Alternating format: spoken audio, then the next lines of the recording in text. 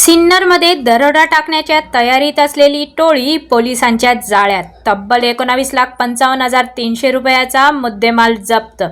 सिन्नर पोलिसांची धडाकेबाज कारवाई. सिन्नर पुणे बायपास रोडवरील मनेगाव शिवारातील सिन्नर गेस्ट हाऊस परिसरात दरोडा टाकण्याच्या तयारीत असलेल्या 10 जणांच्या टोळीला सिन्नर पोलिसांनी अटक केली आहे. 17 फेब्रुवारी रोजी ही कारवाई करण्यात आली आहे. गुप्त माहितीनुसार काही संशयित व्यक्ती वाहनामधून परिसरात टेहळणी करत असल्याची माहिती पोलिसांना मिळाली होती. त्यानंतर पोलिसांनी सापळा रचत धाडसी कारवाई केली आणि टोळीला रंगेहात जेरबंद केले.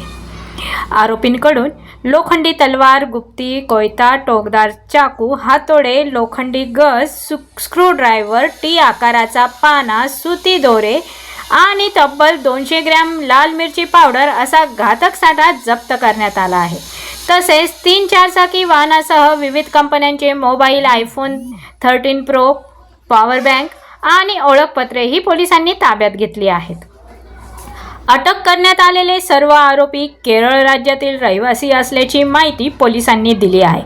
आरोपींवर भारतीय न्याय संहिता 2023च्या कलम 310(4), 310(5) तसेच आर्म ॲक्ट कलम 425 अन्वये गुन्हा दाखल करण्यात आला आहे. या प्रकरणी पोलीस हवालदार समाधान बोराडे यांनी फिर्याद दिली असून पुढील तपास सहाय्यक पोलीस निरीक्षक रुपाली चव्हाण करत आहेत. गुन्हा घडण्याआधीच टोळीला पकडण्यात यश आले आहे. नागरिकांनी सतर्क राहून संशयास्पद हालचालींची माहिती पोलिसांना द्यावी, असे आवाहन पोलीस अधीक्षक बाळासाहेब पाटील यांनी केले. दरोडा टाकण्याआधीच टोळीला अटक करून मोठा गुन्हा रोखण्यात सिन्नर पोलिसांना यश आले असून या कारवाईचे सर्वत्र कौतुक होत आहे.